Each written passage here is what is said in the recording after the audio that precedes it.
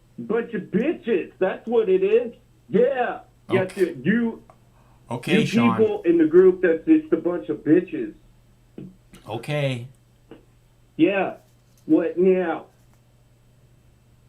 What meow? What meow meow? What meow? Meow. Meow, motherfuckers. Y'all bitches is racist as hell, okay? I'm fucking literally gonna email Oprah some shit, letting her fucking know about this. And Good. I swear to God, you guys probably Good. gonna fucking really be on the news. Awesome. I've been on the news many times. You want a fucking confrontation? I will literally fucking pick up your fucking manicotti and I will blow all the cheese out of it in your fucking face. I don't like manicotti. I wouldn't be eating. I I don't like manicotti. I wouldn't be eating would manicotti. do that and I would scream,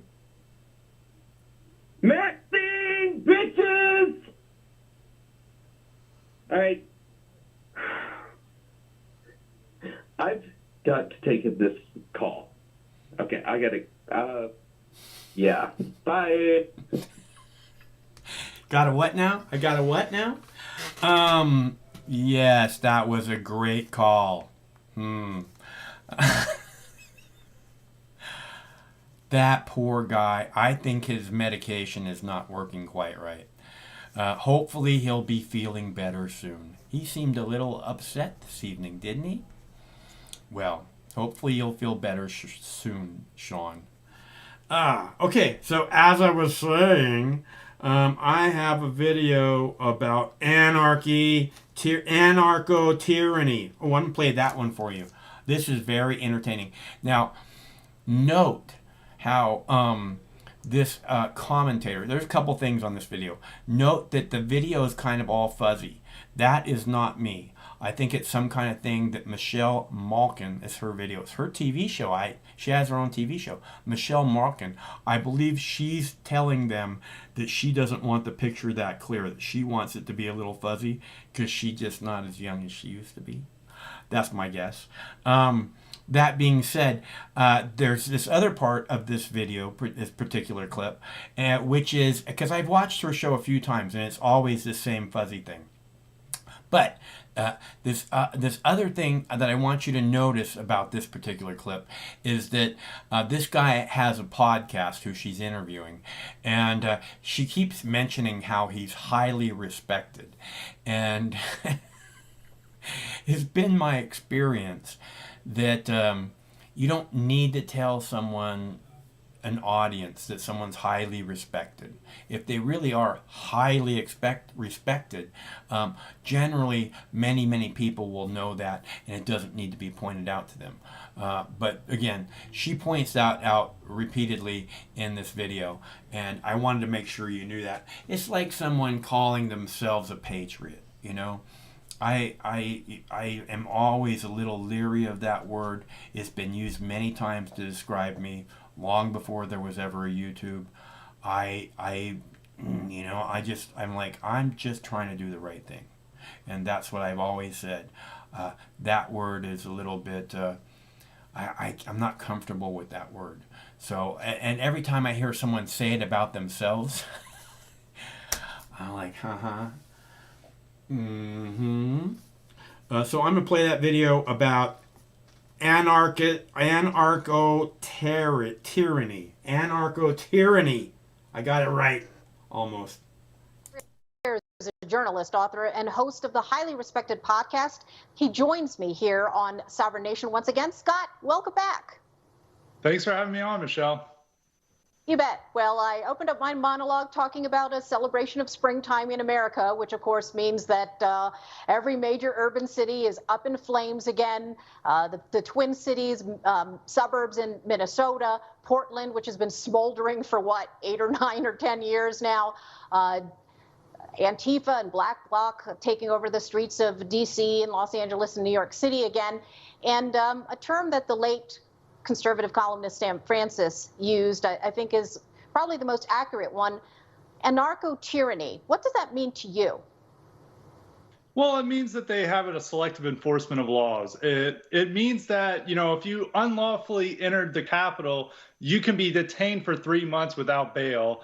But if you are rioting and throwing Molotov cocktails at a federal courthouse in Portland and you're Antifa or Black Lives Matter, you can get off. You can have your charges dismissed because you're no serious threat to the system. It also means that they tolerate all manner of petty crime, but they're clamping down on hate speech or so-called hate speech or wrong thing. They determine what is the real threat to the system, and the real threat to the system turns out to be normal, conservative, ordinary Americans. But Antifa, Black Lives Matter, and actual criminals are not a threat, because you'll see many cases that we're now seeing now where there'll be somebody who commits a serious crime like a murder or a robbery or assault, especially in a lot of these anti-Asian hate crimes we're seeing. And this person has like a whole laundry list of crimes, and they still have a pending case against them, but they were let out of jail. And the anarcho-tyranny system makes ordinary Americans less safe, but at the same time, it leaves them less free to speak their mind on several issues that counter the progressive orthodoxy.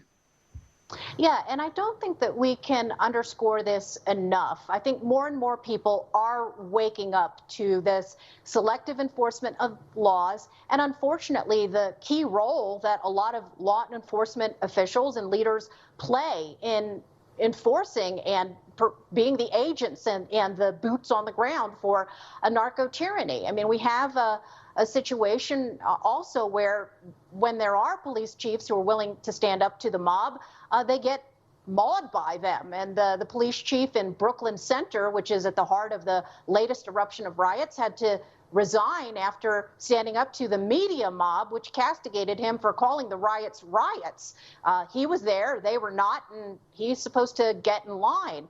And then, of course, we also have this weird situation where the cop who was involved in the deadly shooting of Ashley Babbitt at the Capitol will not have charges brought against him, and his protection, the protection of his identity has been almost ironclad. What do you make of that? Well, it's no surprise they're not going to make the charges. But to many of the liberals online, yes. I mean, they thought this was the greatest thing to ever happen, that Ashley Babbitt died. There was a bloodlust and a celebration for her death. And they love this when bad things happen to their political enemies. I think we saw this in a story that came out earlier this month, where a lot of these Capitol protesters who are detained in D.C. are getting beaten, like severely beaten by prison guards. You know, one who may have permanent eye damage due to the beating he's allegedly received from some of these prison guards. And all the comments were celebrating. If you have the wrong politics, you deserve the worst possible sentence. But if you're just an ordinary criminal assaulting, robbing somebody, you deserve leniency because you just made a mistake. Yeah, and this is right. And this is, I just want to point out, this is not an exaggeration. You see this kind of schadenfreude from the left all the time on social media, and it never gets censored. I want to switch gears because I want to talk about Black Lives Matter with you, and we just have a little bit of time left, but made national, international news. The Marxist co-founder, Patrice Khan-Cullors, apparently has multiple mansions and prefers to live in a neighborhood like Topanga Canyon, Tony area in outside of Los Angeles, where the population is 88% white. Your thoughts? Well, it just exposes how Black Lives Matter as an organization is a massive grift. These people are making tons and tons of money. They're getting deals. I think this particular BLM leader has a deal with Warner Brothers, you know, possibly in the millions.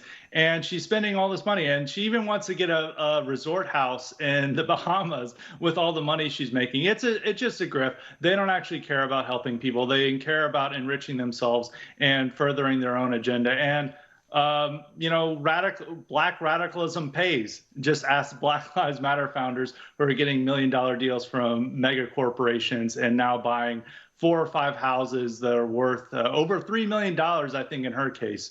So, yes, yeah, Black Lives absolutely. Matter is a grift. Yeah, and that is a big piece of anarcho-tyranny because the tyrants, the elites, certainly are making a lot of money off of it. Grifter lives matter. Scott Greer, host of highly respected podcast.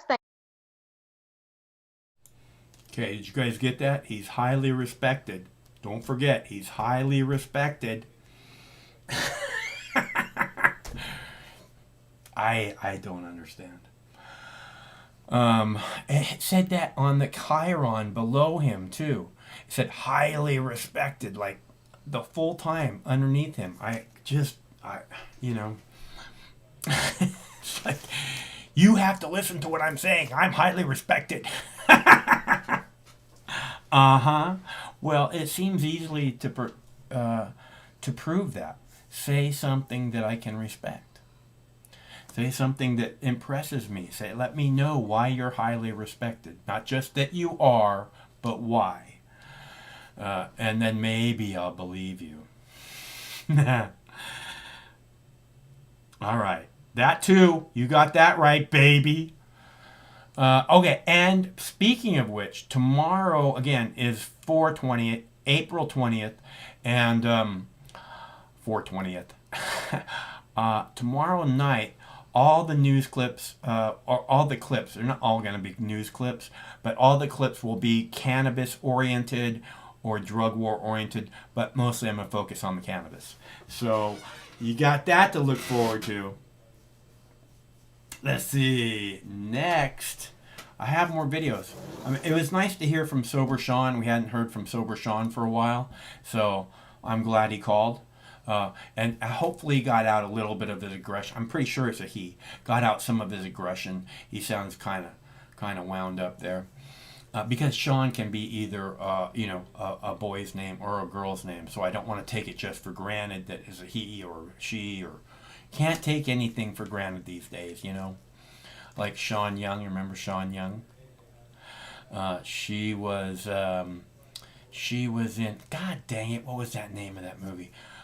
Do Androids Dream of Electric Sheep? I always forget what the name of that movie is. That's the book that it's based on. Do Androids Dream of Electric Sheep? It's a good title for a book. Let's see. It'll come to me. Don't worry. Harrison Ford, Sean Young, robots. Ooh, Daryl Hannah. I think that might have been Daryl Hannah's first movie. She was looking good in that one. You know, if you like, you know, new wavy kind of tumble girls. I love that movie. What the hell was the name of it? Anyways, I thought these guys, you know, the thing about Michelle Malkin, again, this is this conservative, you know, like everybody needs to be conservative, and you know when she goes home, that's not who she is, you know. But I mean, I don't want to call her a complete phony, but you can't be so uptight and enjoy your life, you know. I mean, you have to relax and enjoy stuff. Otherwise, you know, it's what's the point in living, you know? So, like Ferris Bueller said, every once in a while you got to stop and look around. Otherwise, you might miss something. Pretty good advice. I am up to, let's see, I got like 3 or 4 videos left here. So I'm going to play another one because that's a lot of videos left. Let's see. First, I'm going to play the white privilege card because you guys know how much I love playing the white privilege card. I'm going to play it every night for the rest of my life. Trump won the election.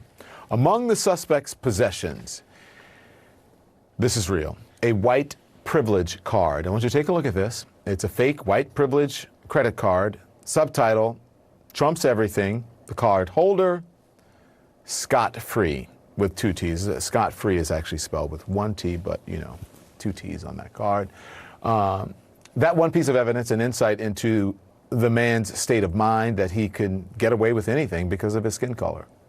His lawyer saying this to CNN. This was a guy simply... This gives you an idea of his state of mind, insight to his state of mind, whatever it was he said, that he can get away scot-free. Scott spelled with 1 T, by the way. 1 T. Hello, caller. Hello, Max. This is Big Baby. What's up, G? How's it going? Not much, man. Not much. I just got done a little bit ago. I was actually, I cracked. I had to play this video game for once. My buddy was playing an old video game, and you know, I just popped in there and played with him for an hour. And That's, in my opinion, that's one of the greatest things about internet and high speed internet in particular is being able to hang out with your friends even though they're far away. Yeah, it used to be a real pain when I was a kid. We'd have to, the only way you could game together was LAN parties. You'd have to bring your friends' computers over, and that was always a pain. Especially with a 23-inch CRT monitor, weighed 150,000 pounds. Those are pretty heavy. Yeah, those things were beasts, man. That thing was that was huge. It was a 23-inch HP monitor. Oh my gosh, I still can't believe I took that thing to LAN parties. I wonder why my shoulders all jacked up. But anyways, you got you got to have something, So. Oh yeah, definitely. But yeah, we're playing Left 4 Dead 2. You ever played Left 4 Dead 2? No, I just play Halo. I mean, I played some games before the Halo came out. Like, what was that one? What was the one on Nintendo 64 that was a first-person shooter? Nintendo 64, GoldenEye, Perfect Dark. No, Perfect Dark. I'm pretty sure that was it. Is that the one you laid the landmines and stuff? Yeah, you're like the chick, and you gotta go to different planets or something. I never played that game too much. I always played GoldenEye. Yeah. I never really had it on 64. And then after the N64, there was the Sega Dreamcast. You ever have one of those? Yeah, actually, I was probably one of the only people that had it when it came out. There was a game I used to play on that where you were like really tiny and you could fly like little mini biplanes, and you'd like fly them through the kitchen and around in the living room, like all different kinds of planes and stuff. And but you were about the size of a fly, and you're just flying around through the living room. I can't remember what the objectives were, but I loved that game. Damn, that sounds pretty good. It's got to be better than Superman 64, but it's notoriously one of the worst games of all time. I haven't played that much. There was one other game that I played on the Dreamcast, which was called Dead or Alive. I was thinking of Nintendo 64. But yeah, I played Dead or Alive before. I loved Dead or Alive. Yeah, I thought that was pretty fun. That's like a karate, right? Yeah. They have the karate and then the really big anime boobies. But whatever. Yeah, I love that game. Did you ever go into settings, and then they have the settings, they have the age thing, and you could like turn the age up to like 99 years old, and you're like, oh, I'm 99 years old. But what it really does is it makes the thing go like crazy, so you just darn, like it's like watching like a bunch of basketballs bounce around. Like, what the heck is going on here? No, I never did that. Respectable age, yeah. That sounds hilarious, though. That sounds like it was pretty funny. It sounds like a great video for the YouTube, man. Oh yeah, back in the day, that was always funny. I'm sure somebody made it way back in the original YouTubes, before all this stuff, before it even had ads on YouTube. It was just like, oh, you could watch a video. You ever seen? You ever heard of Evo? EVO? Yeah. You ever heard of Evo Moment number 37? Nuh-uh, I don't think so. It's basically one of the greatest fighting game moments of all time. Yeah, you have to check that out one day. But it's pretty cool. That's one of the main reasons why I got into Street Fighter was because of that. Right on.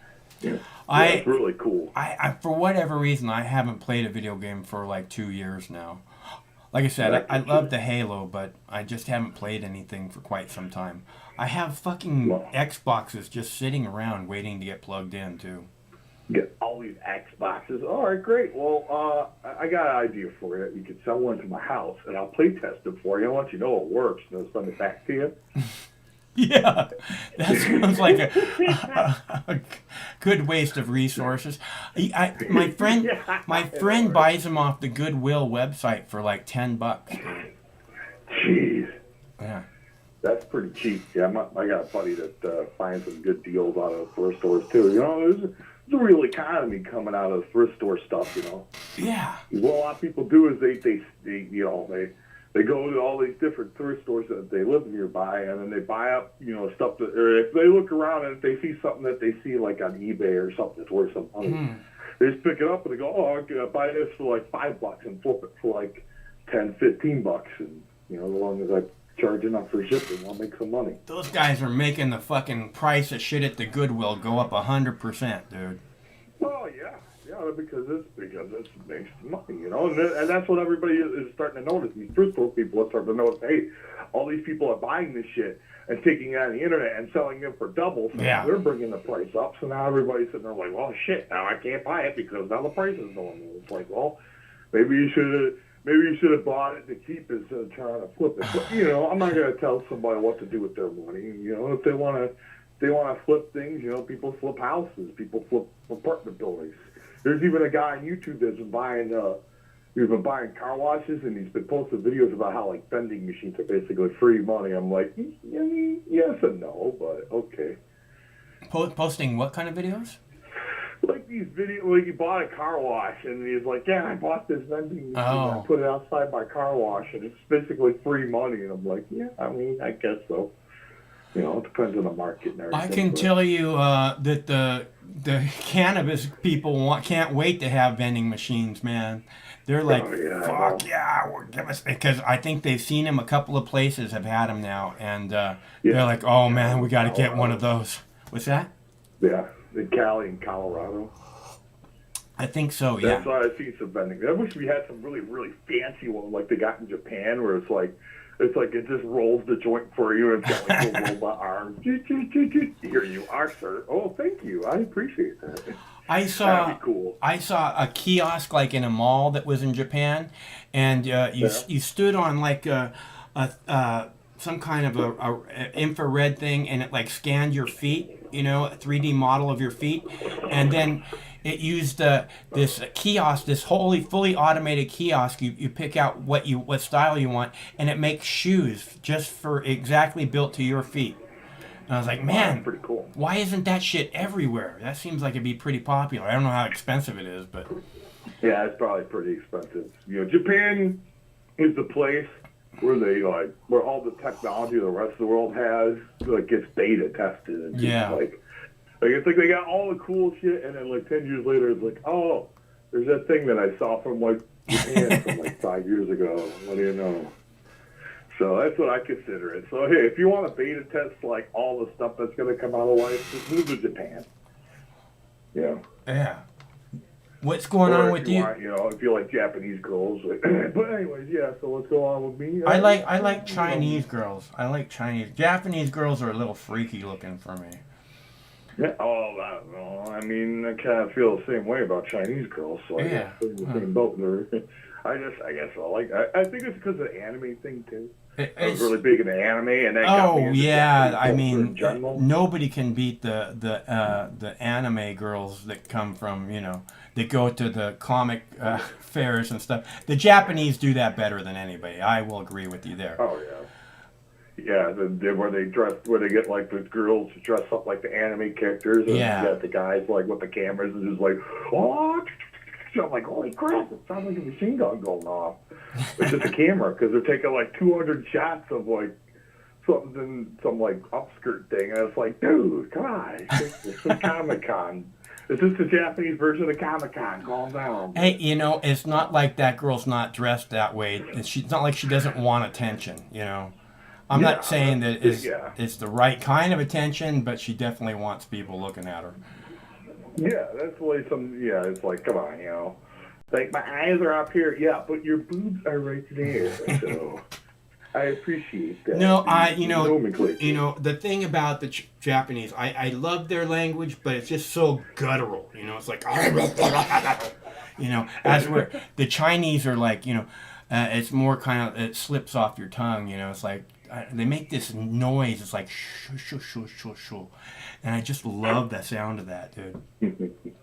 I kind of, I'm not gonna lie to you, I feel like that, but with the Japanese language, I actually can tell I feel like there's a bit of romanticism. It's kind of like listening to French with me, but the Asian style of the French. A lot of people French sounds romantic. Well, to me, Japanese, the language itself can sound romantic if it's done right, Yeah. But my dad, he learned Chinese, so he I definitely hear a lot of the mannerisms, and I kind of get why people can see that language being interesting too.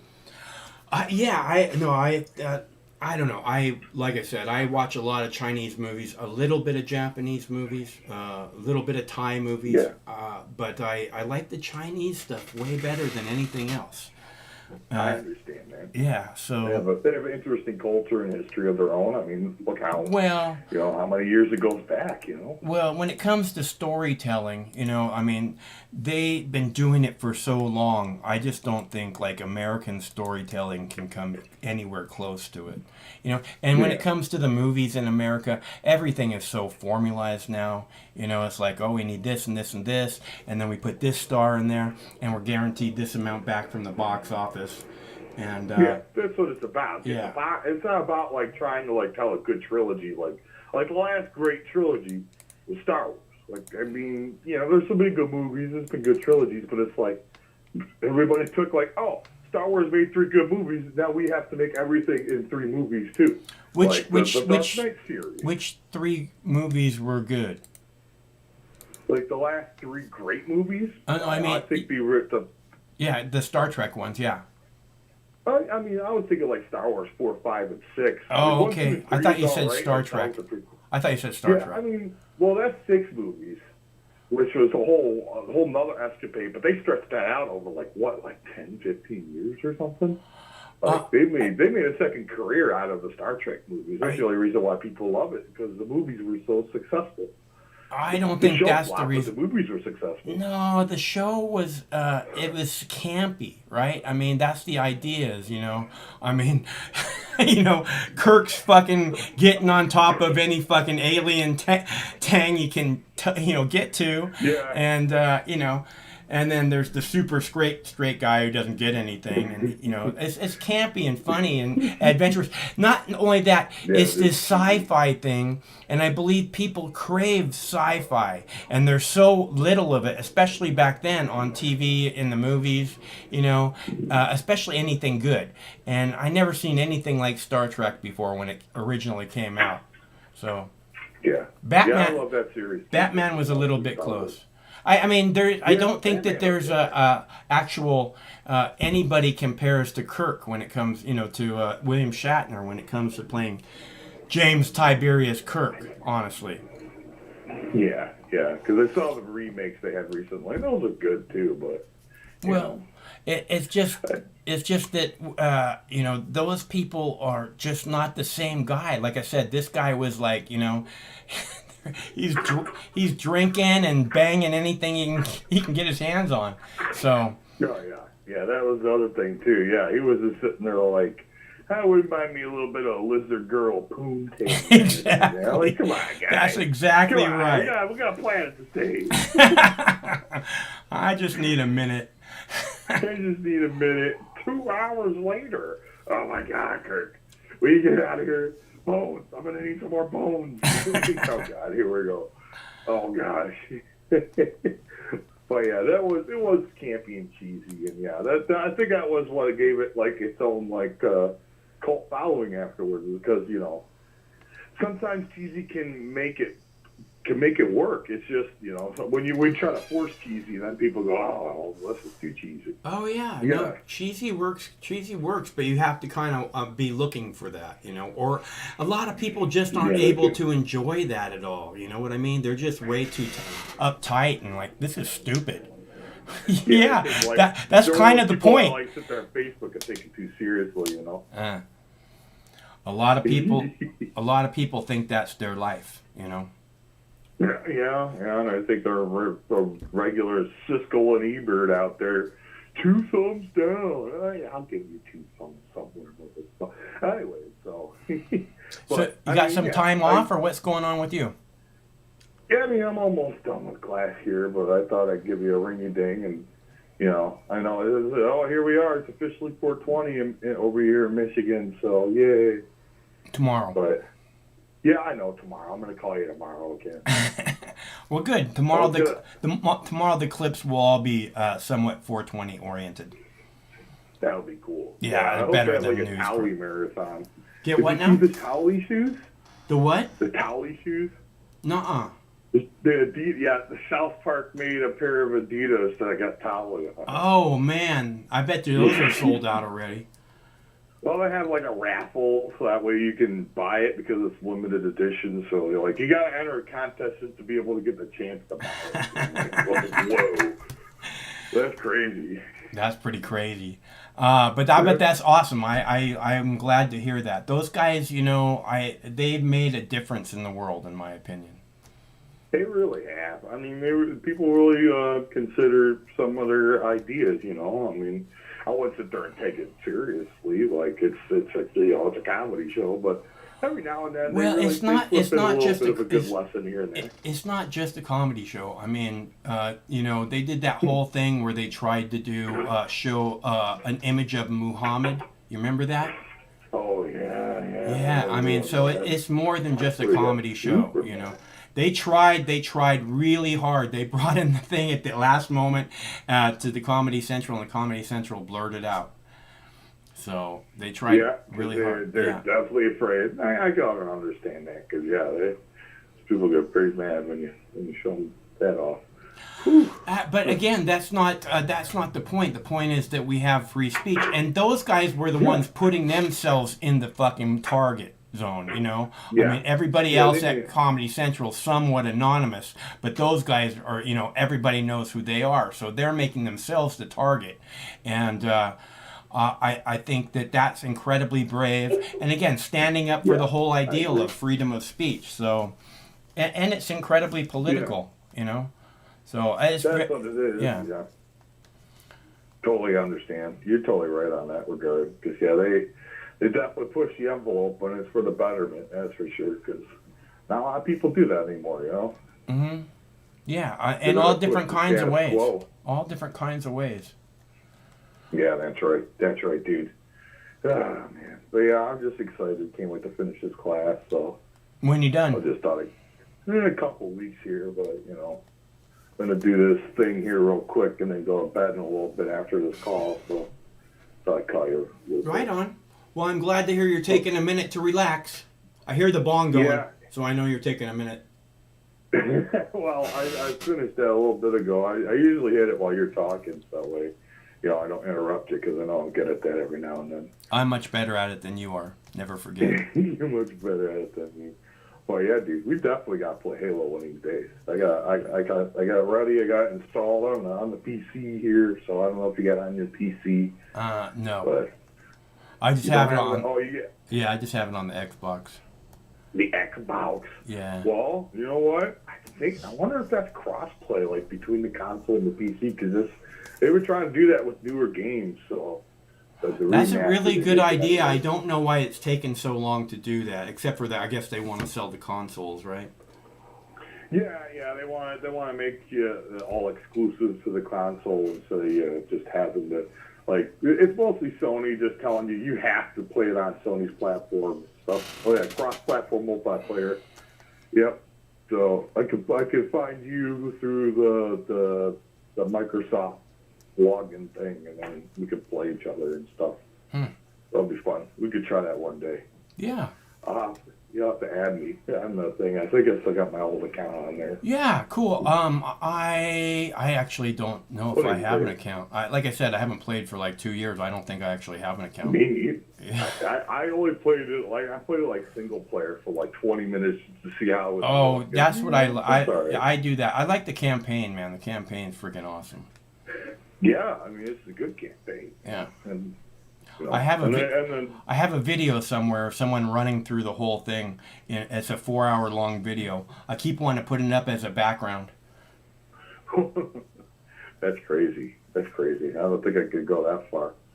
But you know what? I ended up getting a friend of mine hooked me up with an old Xbox 360. I just got finished getting some parts on it. The hard drive was dead, so I got to buy a new hard drive. But how much that cost? How much a new hard drive cost? Well, it depends on which one I want to get. You know, there's a bunch of different options out there between $20 and $40, basically. And that's not too bad. Yeah, that's not too bad, but I need to get it because it needs to update, and I put in like a regular flash drive, and it won't work because Microsoft LOL. So I'm just gonna once I get a couple of spare bucks, then I can get a hard drive, pop it in there, finally update it, and then I could play online. Nice. Hey, Zubis, I got another call. I'm going to take it, okay? All right, that's cool. All right, man. it's So good I'll to call hear from you. tomorrow. We'll Okay, have a chat. look forward to it. Bye. Oops, your caller just hung up. Oh, son of a bitch. Hello, caller. Hey, man, how's it going? Okay, how about you? Just tuning in to the Mark News channel. What now? I'm just tuning in to Mark's News. Oh, good. It's always good to have you, Manny. So how you feeling today? What are you talking about today? Talking about whether we should trust the government or not. Well, I mean, we are not the Soviet Union. We are not what now? We are not what? We are not the Soviet Union. So we shouldn't trust the government at all. What is a public union?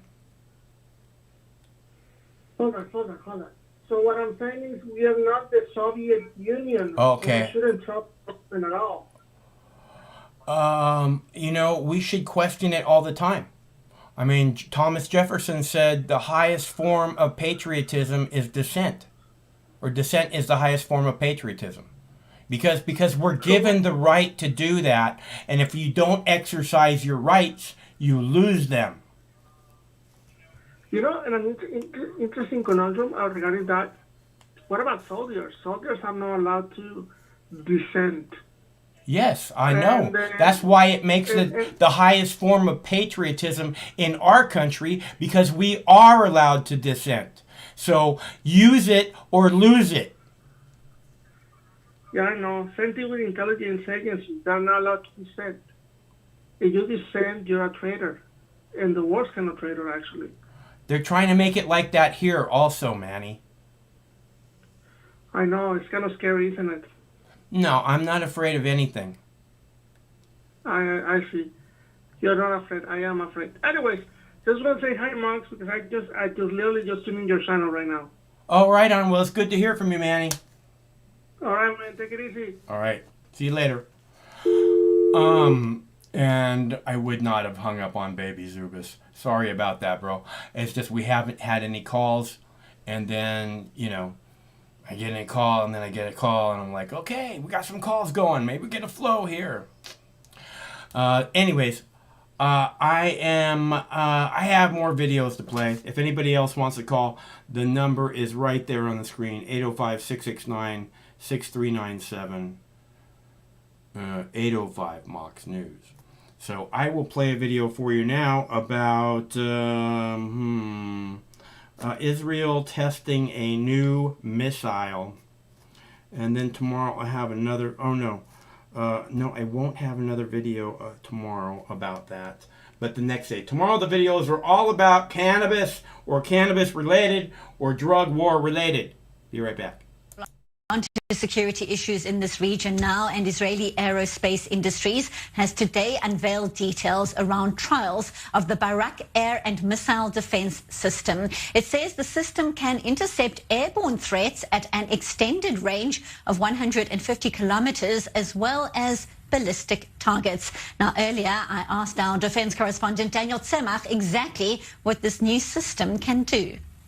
We're talking about a system that's dynamic, first and foremost, because, as you mentioned, it can be applied on both a naval platform as well as a ground platform, if you will. But it's also multifaceted in the fact that it can really deal with varied threats and very different types of projectiles, whether we're talking about ballistic missiles or other sort of conventional weapons that could target a given area. And it's fairly all automated. We're talking about very advanced technologies and radar systems that are being input or installed into the Barak ER, which of course stands for extended range, and it allows this system to operate not alone but almost automatically in a way that other systems cannot. And the Israeli Aerospace Industries definitely sees the Barak ER as a point of pride compared to companies around the world, saying that this really is one of the most advanced systems that the world has to offer, not just Israel, when it comes to dealing with varied threats and formidable threats, not least of which are, of course, ballistic missiles, cruise missiles, and things of that nature. So we're talking about something that really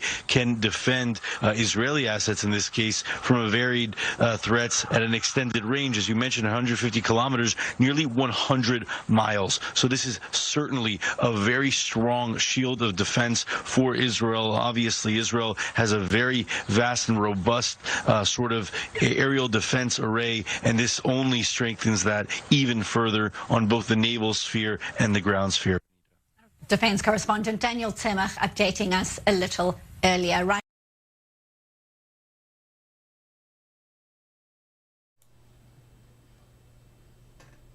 All right, so looks like maybe the drone video is working a little bit better. It's still stuttery. All right, so there's my beautiful baby laying down by the river. I have one video left, so if anybody wants to call, now's the time to do it. 805-669-6397, 805 Mox News. Otherwise, I have one video left. I'm gonna go ahead and play it, and this one's pretty funny. I thought you guys would want to see this one. It's about the violence in Minnesota. I wish these ladies would talk about cannabis, because then we could see, who they really are.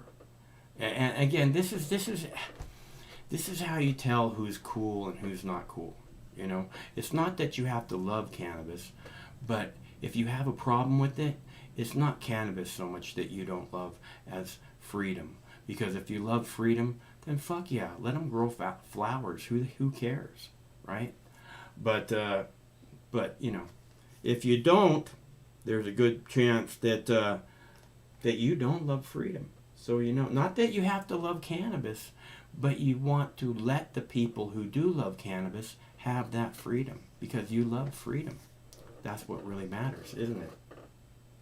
Okay, so it's been a long week. Yes. A lot of things have jumped off, but you know what? I want to start to show off by just letting you know, Silk, about how I feel about some things. Okay.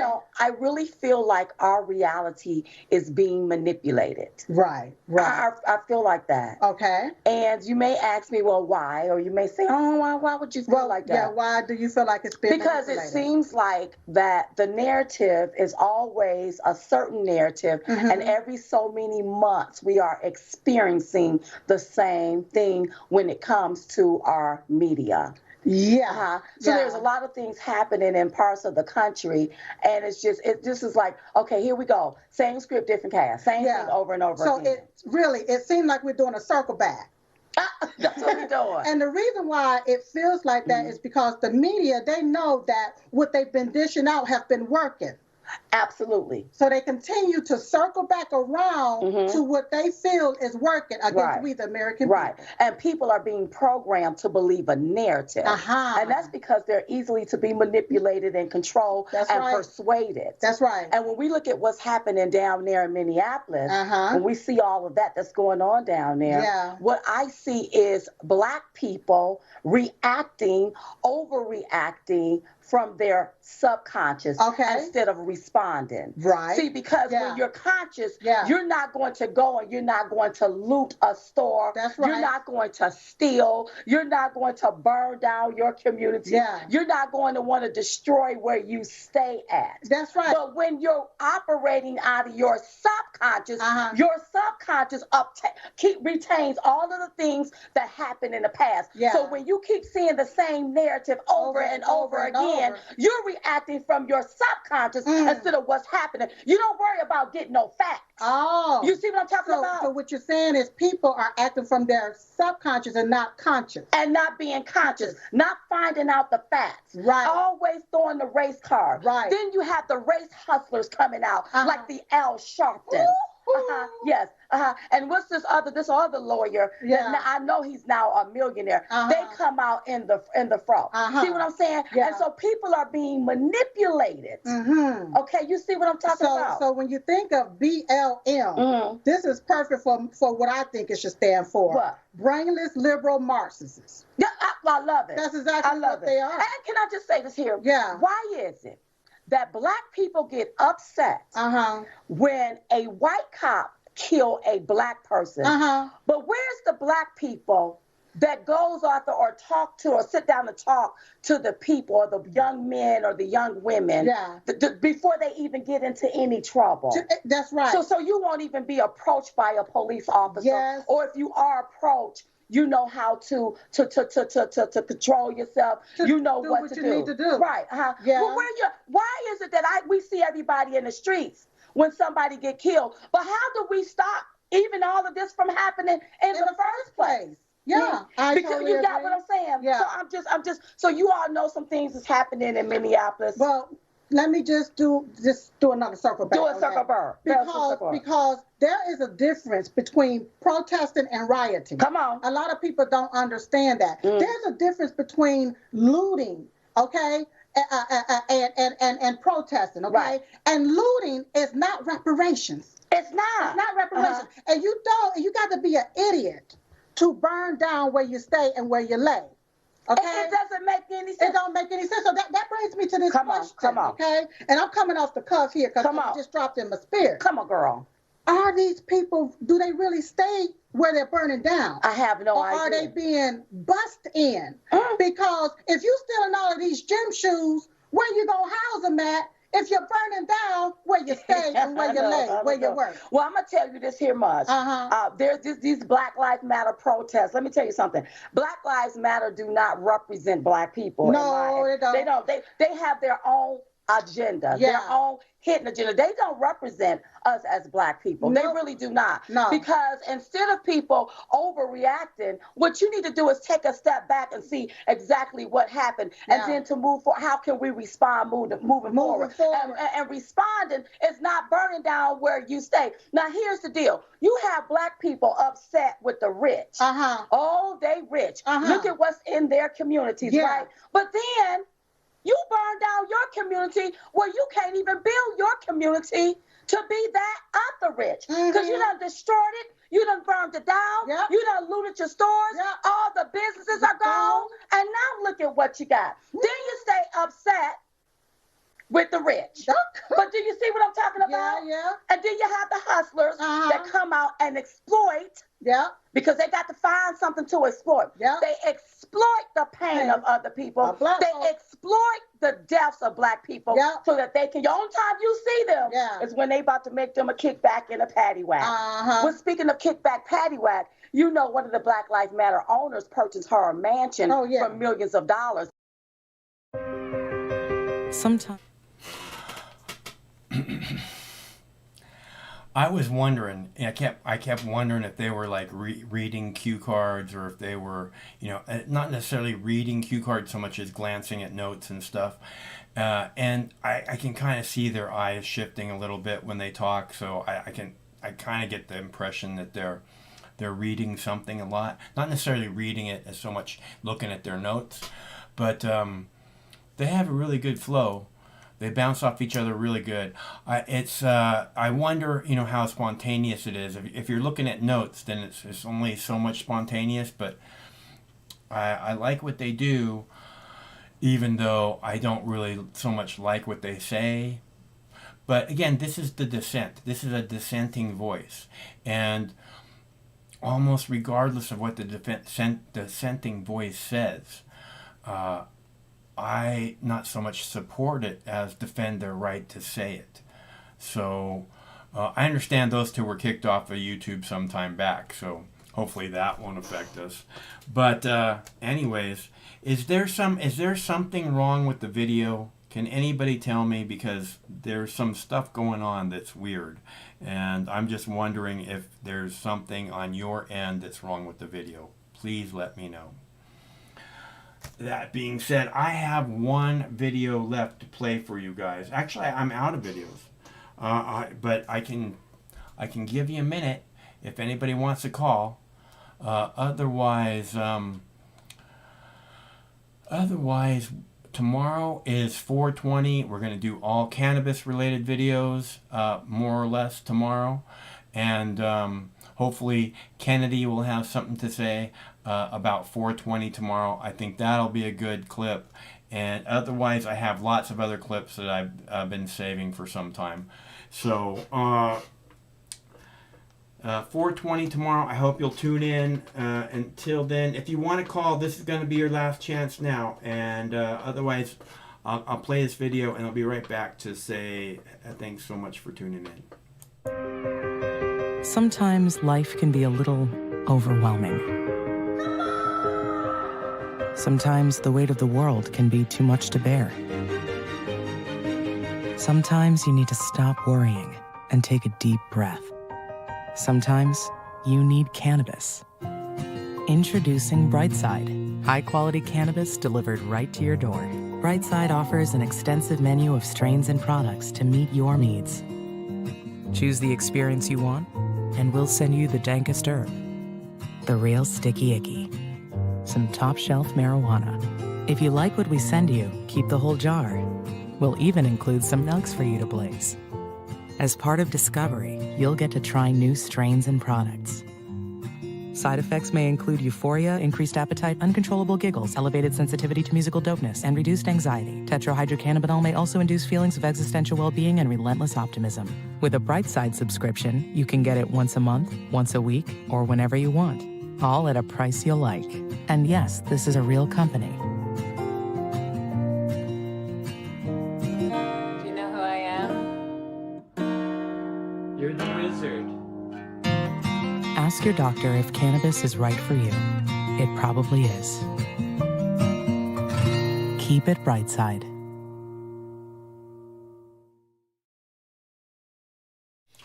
Okay, nobody's calling, and I'm all out of video clips. I actually played that one twice. So, and I'm going to play it again and again and again. You can count on it. So, we do this every Monday through Friday night, which means we'll be back tomorrow, April 20th, 4:20, same Mox time, same Mox channel. So, I hope that you see you there tomorrow night, because it's always better when you're here. And until then, stay cool, because one of these days, this war is going to end. Stay cool till then. I mean, this coalition of misfits, and they cobble together, and they don't attack each other. They stay united. I wish the coalition of misfits, and they cobble together, and they don't attack each other. They stay united. Coalition of misfits, and they cobble together, and they don't attack each other. They stay united. Coalition of misfits, and they cobble together, and they don't attack each other. They stay united. Coalition of misfits, and they cobble together, and they don't attack each other. They stay united. Coalition of misfits, and they cobble together, and they don't attack each other. They stay united. Coalition of misfits, and they cobble together, and they don't attack each other. They stay united. Coalition of misfits, and they cobble together, and they don't attack each other. They stay united. Coalition of misfits, and they cobble together, and they don't attack each other. They stay united. Coalition of misfits, and they cobble together, and they don't attack each other. They stay united. Coalition of misfits, and they cobble together, and they don't attack each other. They stay united. Coalition of misfits, and they cobble together, and they don't attack each other. They stay united. No matter which mouth you feed on a two-headed snake, it still shits the same turd. But lucky for you, you have Mox News. More than 10 years. More than 60,000 videos. Mox News has been filtering the nonsense and illuminating the bullshit from your mainstream media. Turn off your TV and turn on to Mox News. For over a decade, documenting the socio-political events that have etched and carved the pathways that define today's modern mess, Mox News has been providing clarity while faithfully bringing you today's relevant stories 100% commercial-free and subscription-free. And just like Lady Liberty vows to remain free. But at this time, we're asking you for your help, your patronage, and your support to keep the lights on and the videos rolling. For less than 17 cents per day, you can become a basic subscriber, knowing that your donation is truly making a difference that will help continue bringing the news stories that make a difference in your life. Turn on, tune in, and drop a couple dimes today by clicking the link below or visiting moxnews.com and show your support at any level. From a single one-time donation or dedicated monthly subscriber, do it now in less than 2 minutes. All donations are safe, securely processed, and verified using PayPal, Visa, MasterCard, American Express, or Discover Card. As always, we're sure you'll find something of interest each and every day. This holiday season, give the gift of Mox. MoxNews.com.